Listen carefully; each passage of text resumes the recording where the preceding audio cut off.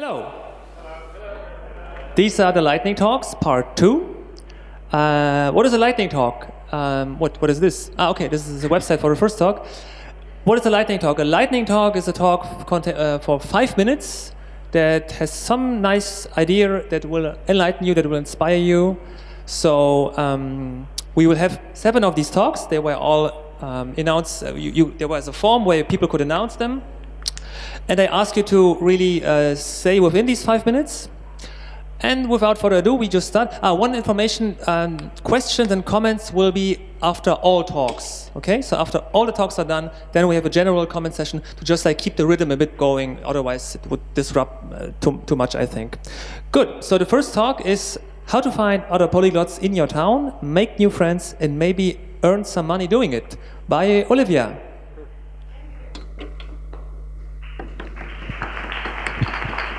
Olivia and Miguel.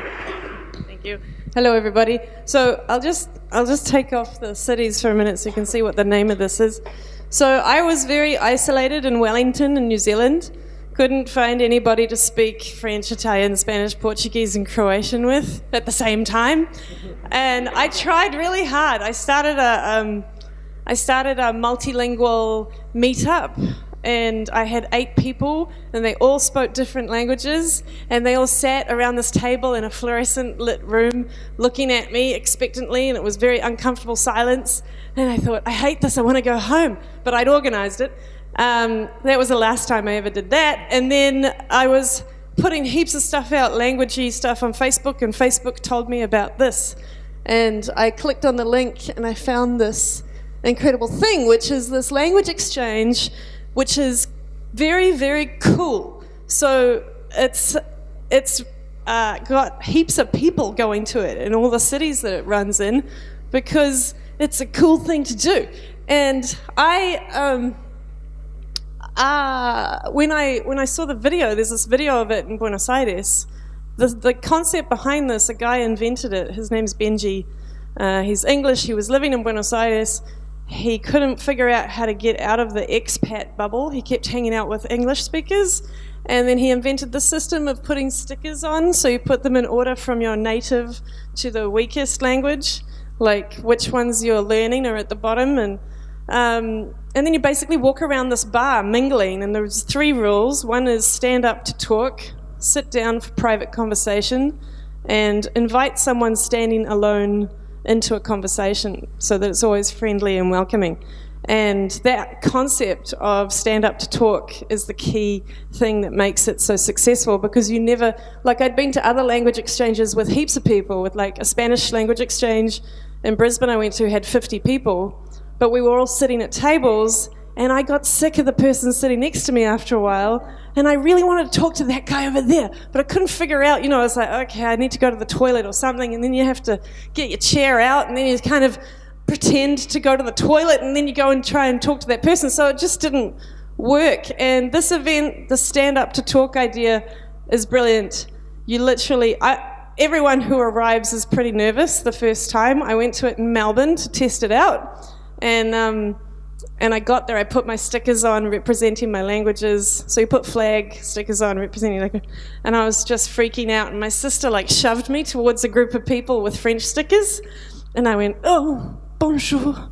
And they were super friendly and they just started talking to me in French, and it wasn't actually that bad. And then I was really thirsty after 20 minutes and I was like, oh, je dois aller au bar, j'ai besoin de l'eau. And then I got 2 steps and I was in like Spanish speakers and I had 20-minute conversation with them, and then I walked 2 steps. I was like, realmente necesito agua. And then I went 2 steps and I found all these Portuguese speakers. I finally got to the bar after an hour and I was dying. There was 200 people in the room. And then the guy standing next to me at the bar spoke Italian. And I got it all done in an hour and 20 without getting a drink, which is not the idea, actually. So the way it works, and Miguel runs it in New York, he's going to talk to you as well about his experience with it. But for me in New Zealand, it's quite different to New York. I was very alone in terms of my polyglot aspirations. I really think of myself as a polyglot wannabe, because I'm too lazy today to wear it's the end of the weekend, so I'm not wearing my thing, but my level is like B1 ish, kind of A2 or something. It's not very strong. So I think of myself as a polyglot, aspiring polyglot, and in New Zealand it's so hard to become one because we're not in Europe, you know. So anyway, it really solved that problem for me, being in an isolated community, needing some like-minded friends, and I met a whole, you know, I've got all this really exotic, interesting friends now in Wellington who, you know, like a Spanish girl who speaks fluent Italian and is learning Hindi and all that kind of stuff. So I'll let Miguel talk a little bit because we've got 1 minute. So you can ask me about my experiences with Mundolingo later, but I'm going to get to what this will be. So this is an event where you can practice languages, you'll meet new people. If you're traveling, you could travel to any of these cities, you'll find one. So when you apply to become a city manager, like we both are, you'll have to talk to our director, and then he'll set you up with a system to get you your flags. He'll help you find a venue that'll be suitable for the event, and then the more people you invite, like there's a chance for you to make money and practice your languages and get to know more people. So this is something that's really fun for the both of us, and she's going to restart that in Auckland, and I'm doing pretty good in New York thanks to some friends that help out in the audience. So in terms of how it works as a business, you can come and ask us afterwards because I literally got 5 seconds. Yeah, we can't cover that now, but you can make money out of it. Come and talk to us. Thanks a lot. There was just slightly above time, but still okay. By the way, I just have this clock here running, so as a presenter, you just can look at my clock to see if you're in time. Alors, merci bien. La prochaine présentation, c'est de Gonzalo Rojas et c'est de l'introduction aux langues des signes françaises. Merci. Alors, je suis débutant, hein, donc j'ai quand même de quoi tricher là à côté de moi. Mais une première question, qui parle pas du tout français dans la salle? Levez la main. Enfin, who's not speaking French? So maybe we can do that both in French and in English. Donc je vous demandais de vous lever. Could you please stand up? Because this is going to be kind of interactive. The aim of this, on va juste apprendre à se présenter. We're gonna just do the basics. So if you can repeat after me.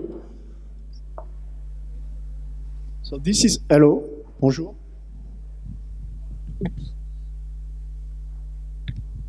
Comment allez-vous? What do you do? Again?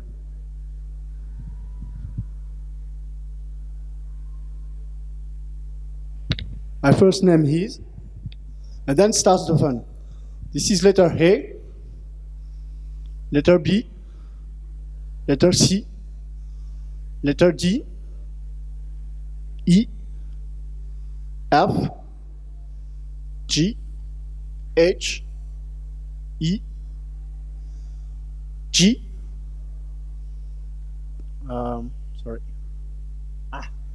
K,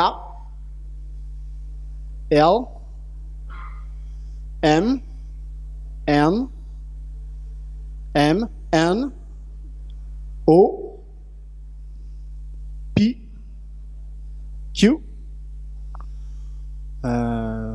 R, S. This is the little up. E, R, S. Okay, this one is difficult for me. I'm sorry. T,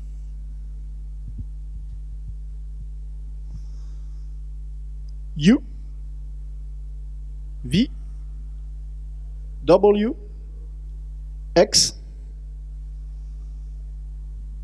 Y, Z.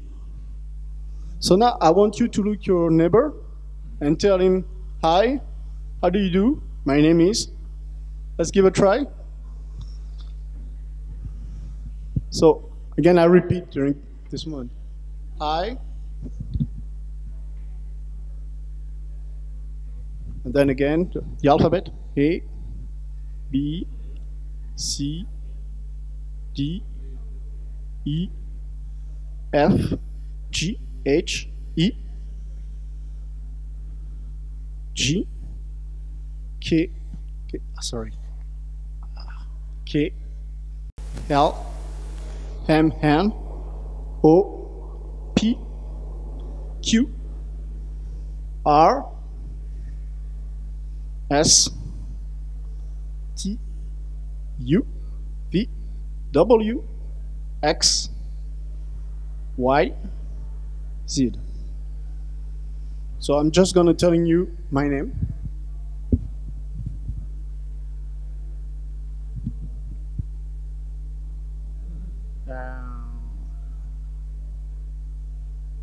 That's G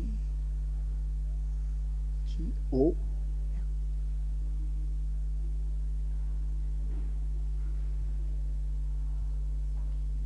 And if you can look that all among you.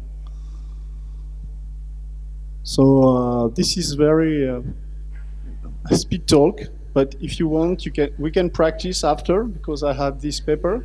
Could be fun. That's all, I think. Thank you.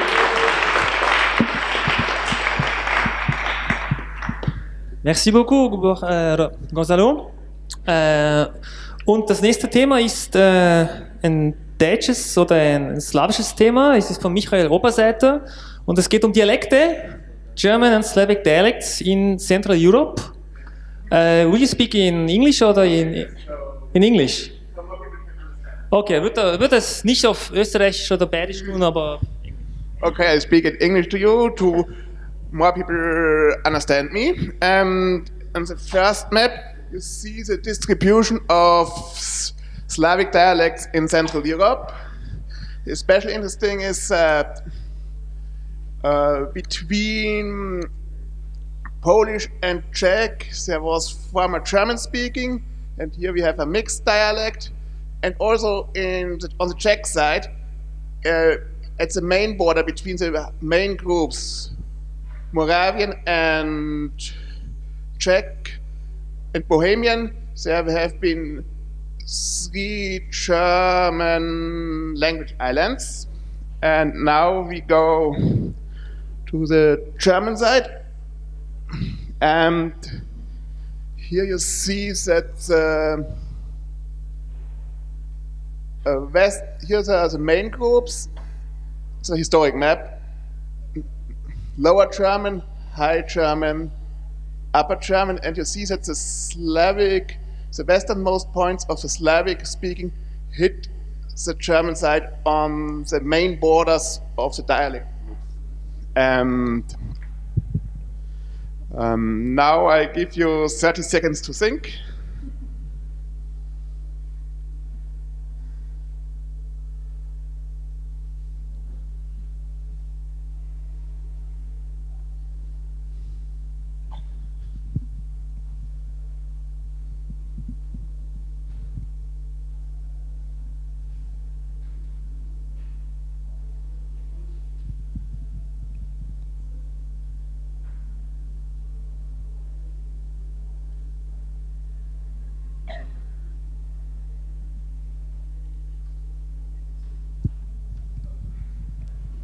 And now my question is, do you think that the language islands and the salients are at the borders of the main dialect groups? If it's accidentally, or is there some reason? Actually, I don't know the answer, and we can discuss afterwards. Thank you very much.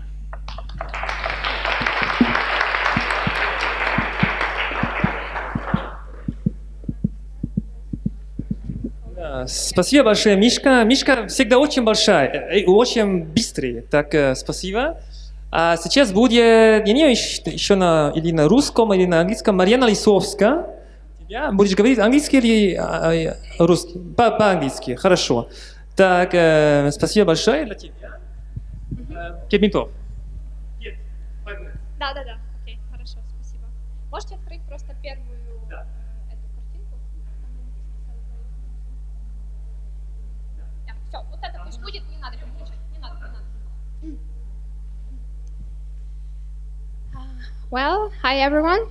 My presentation is called Celebrate Little Victories, and here is the question I'd like to start with. When was the last time you celebrated something? Do you remember? Probably it was another public holiday, right? But what has it to do personally with you, right? If it's just a public holiday, it may be not so important, just another reason to get drunk. But I'd like to encourage everyone here to start thinking about celebrating our own victories, our own little successes, let's just say. And how can we do that? For example, here we talk a lot of different languages, and don't you feel that sometimes it starts to be like being in a rat race? Like we start looking for these badges, estimating, okay, he knows 20 languages, oh, he knows 15, I know just 5, oh, I'm a loser. But is it really so? Even knowing 5 languages is a great success, don't you think so? Who thinks so? Please raise your hands. Yeah, thank you. So some people can't even master one language, right? One foreign language, I mean. And they address us and ask us to give them a hand, right? And what do they want to achieve in such a way?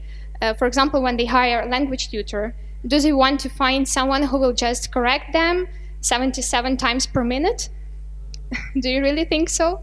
Probably they address someone because they have lost belief in themselves. They have lost confidence that they would be able to learn that language by themselves. So they need quite the opposite. They need someone who will revive their spirits and someone who will help them on their way, revive that confidence and increase their self-esteem. So that's why I do believe we should help them in this regard, and we should help them to celebrate their little victories. And you know, once I thought about that and I just made it as an experiment, I started to commend my students more. I set it as a goal to commend them at each session we had with them. Of course, I tried to do it in a sincere way, up to the point. I didn't exaggerate their skills.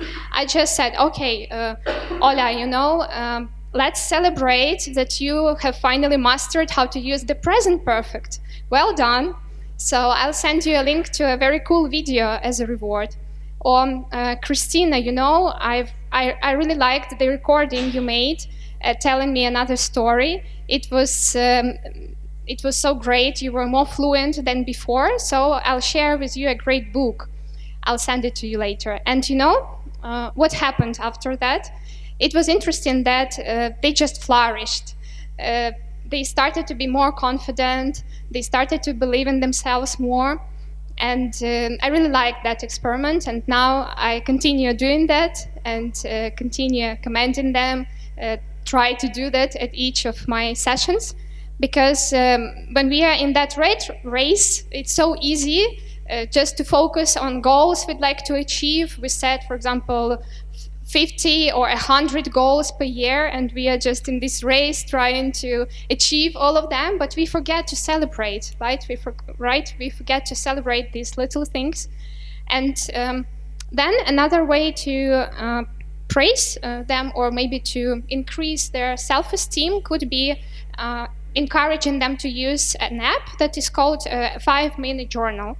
Does anyone know about this app? If you know, please raise your hands. Okay, just 2 people in the auditorium. So how does the app work? You can use it daily, 2 times per day, in the morning and in the evening. And you should just write your feelings in a target language. And the questions are very simple. Just, what will I do to make this day great? And you write your answer in the morning. Then during the day, you can add 3 things that made this day amazing.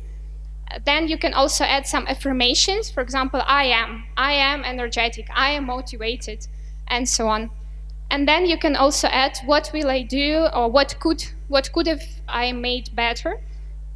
This app really works well if you use it daily, and it could help students as well, because they write something daily in the target language, and it helps them to have a positive mindset of their days and their target language, of course.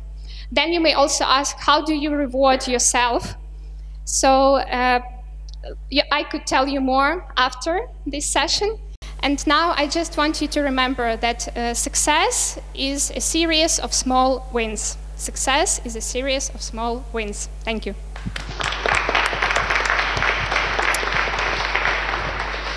Děkuji moc krát, Mariano. Teda bude další projev od Alexandra, asi v angličtině, myslím. To bude o testech. Tak language level tests and exams, pro and cons. Tady je Alexander, tam je. Nejsou slidy pro tebe, ale máš tvoji 5 minut. So if you excuse me, I'm gonna change the topic. Yes, yeah, well, it happens. In the morning we had a topic about 3 stages of listening, and this actually inspired me to talk about 3 types of listening and the ways how we can improve our listening. So I need to erase this. Do I have a eraser for the board? I use my hand. I can wash it later.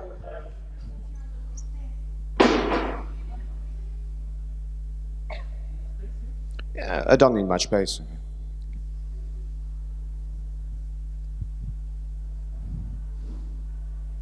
Hope it's not a temporary marker. Okay. So the first type of listening, well, I call it analytical listening. The analytical listening is a listening when we try to understand every word. Sometimes we write a transcript of this listening, we do dictation, we maybe sometimes have listening comprehension questions. So what type of text, what type of listening do we need to do? So if you're, for example, B1 level, you should do like at least B2 or C1 level listening, so 1 level ahead, because you have more time here. Well, you have more time, and the idea here is to learn something new.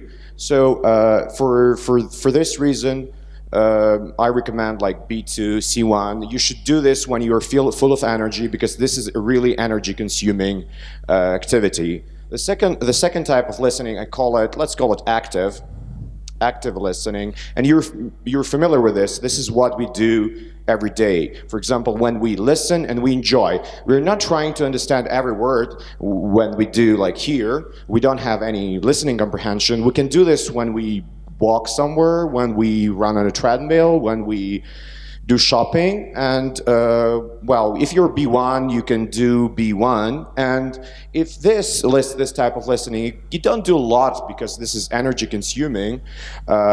This you can do like 2 hours. I did like 2-3 hours of active listening per day, just doing my chores, yeah. And the third type of listening, I call it background listening.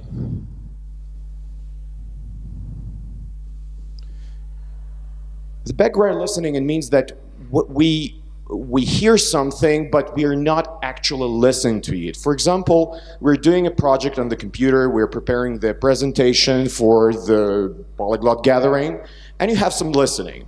Yeah, you're not actually paying attention to this. You may pick up some words. Yeah, or for example, when I do the cleaning in my house, I have the Bluetooth headphones, and I try to listen to them. I'm not really paying attention to it. So what text should I include here? I would include here the text that I used in analytical, yeah, because I have already worked on it. So this text goes here, and it can also, like, you can do a lot of this as much as you have housework, yeah, and listen to it. So you can do, the nice thing about this, that you can do these 3 types of listening in a day, yeah, and it doesn't require you to spend your free time, this case and this case. This is really you need, but you don't need much time, like 20 minutes, 30 minutes is okay.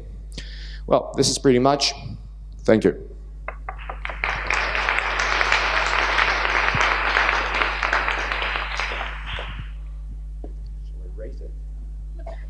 Dankon al vi, ankaŭ tre rapida prelego. Kai nun venas la antaŭlasta, estas de Camille Grappa, kai temas pri estas la plej bonaj lingvoj estas mortaj lingvoj, estas la rapikurso en la akada lingvo, do mi ankaŭ scivolemas pri tio. You will talk now. That's what I'm saying. Kai vi havas lumbidoj ankaŭ, do mi montros ilin. Qui est ce style? 5 minutes d'Akkadian. Donc ça serait en anglais et en français, oui? Anglais. Bon.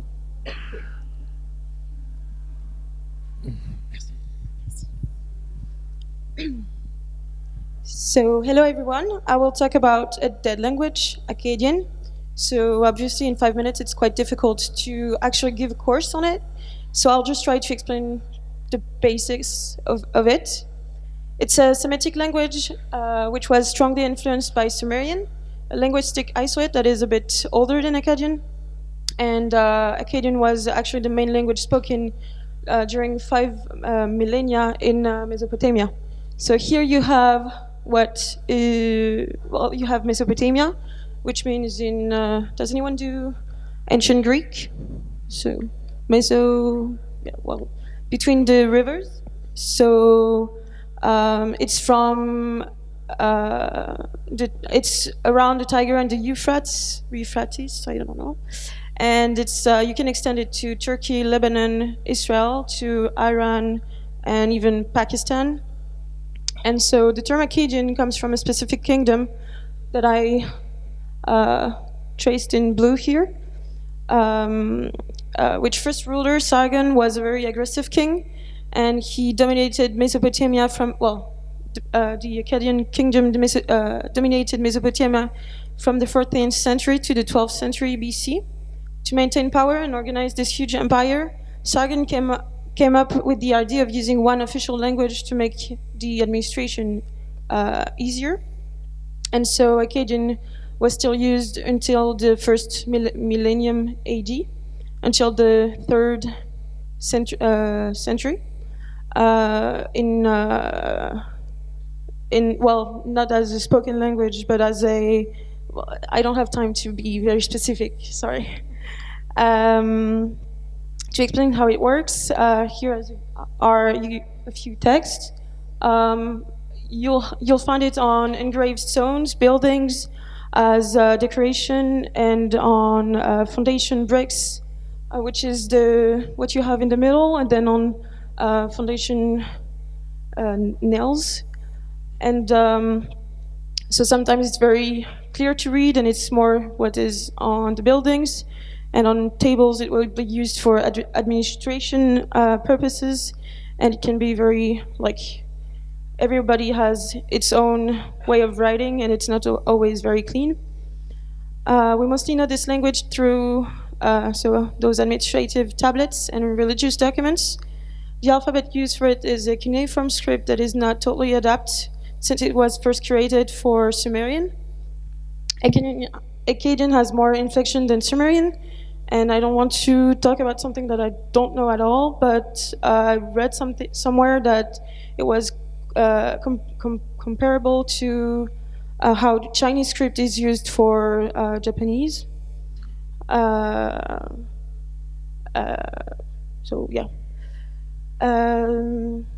So how it works is that the symbols are consist of phonograms on one side, representing spoken syllables, determining the category of determinatives, which indicate the category to which a word can belong to, and of logograms, symbols representing whole words. And here I'll give you an example. So the big one is lugal, in Sumerian, which means sharum, and then it's composed of gal, which means big, and lu, which means man, and so big man means king. You have at least 600 glyphs, and many of them have multiple pronunciations. About the direction of writing can be variable, but it's mostly from left to right and up to down. You just basically you just have to follow the first symbol's inclination, and the rest of the text will follow. Here is one of the most used glyphs that you can think of. It's An or Anu. It can be read as An, the Sumerian cuneiform glyph for the Akkadian word Shamu, which means sky. The Dinger glyph, which means Ilu, Ilum, God. And then you have An, that can be the name of the god An or Anu, which is one of the highest gods in the mythology, and he's equivalent to Zeus in the Greek mythology. And he's a god of the sky, so that's why he would be represented by a star. And then you have An, used as a divine determinative before God's names and king's names. And I see that I don't have time anymore, so that's basically how you can read it.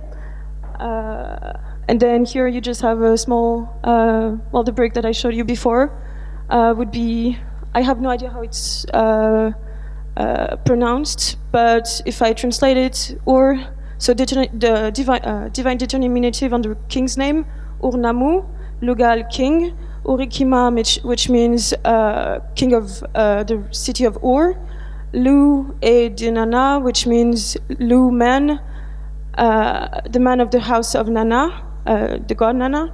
In Dua, he made it. What did he make? He made this brick, and it's a foundation brick. Thank you.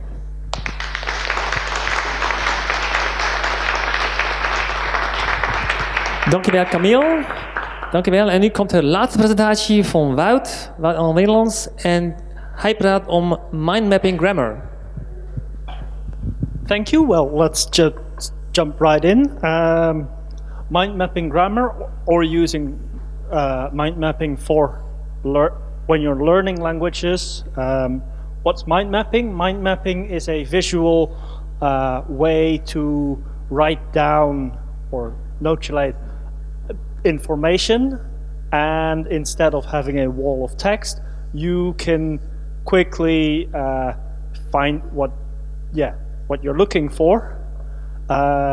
Some of the advantages of mind mapping are that it's more visual, meaning that you can find it quicker.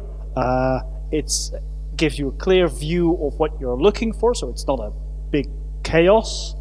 And you can see connections between things that you otherwise might not have found, and that could make learning certain grammar perhaps easier.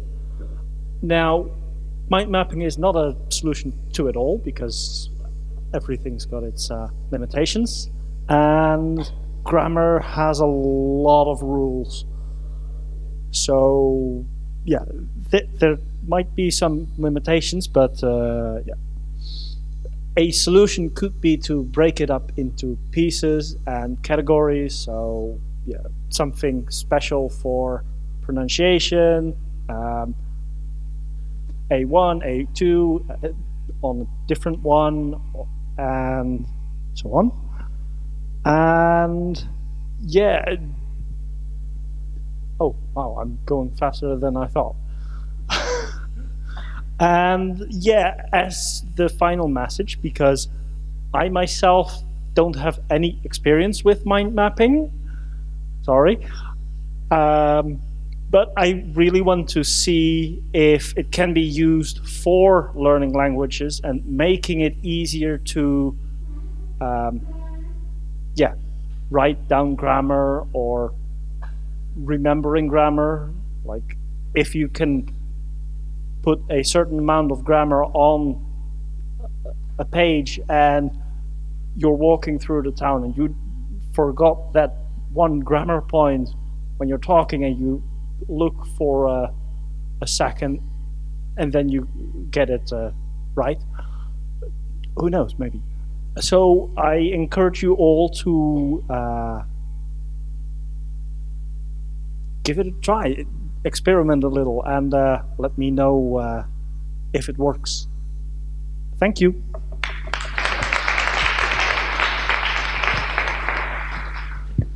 Thank you.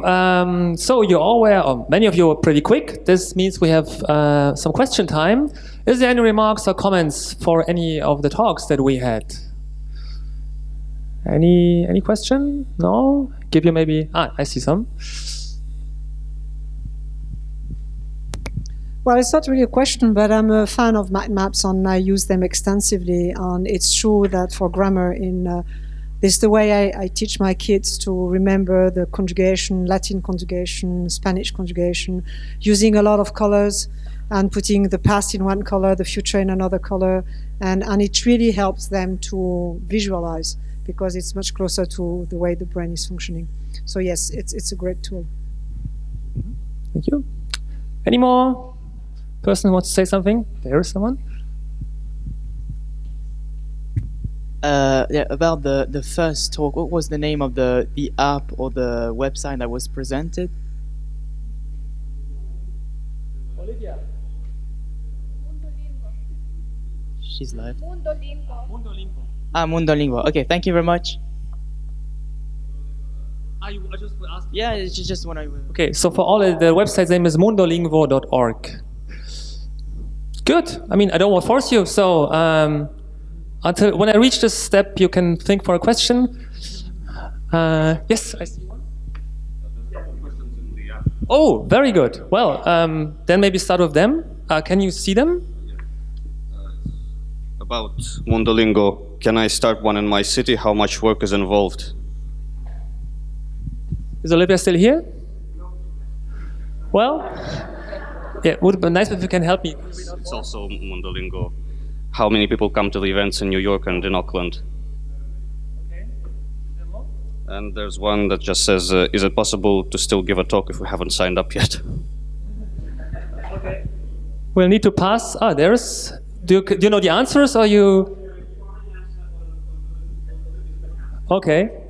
I'll try and answer the first one on Olivia's behalf because she was telling me about it earlier, which is that they do have a sort of set format because it's a kind of franchise thing, and they do expect you to be a reliable person that can organise it weekly. But if you've got a big enough city, then it shouldn't take you too long before you've got about 4 or 5 other enthusiastic people so that you can reliably get it up and running. But as far as I understand, yes, they are up for setting it in whatever city. So basically it depends on if you live in a big enough place that you could actually do that, as far as I understand. I can't speak for them on any official capacity. Okay, thank you. Do we have more questions on Slido? Yes?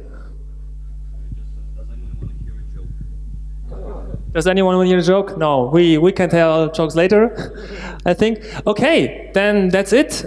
Oh, sorry, Wout, yes. What was the language you teach from the celebrating your small victories? You didn't say what... I teach Ukrainians and Russian people, and I teach them English. Okay, then I thank you a lot for attending the lightning talks. This was one of the last talks in this great Polyglot gathering. Now we will have the closing ceremony. I think it's just right next door, language mentoring, but I'm not so sure. I think just follow the most people where they go. And I thank you a lot. So see you next year, I hope.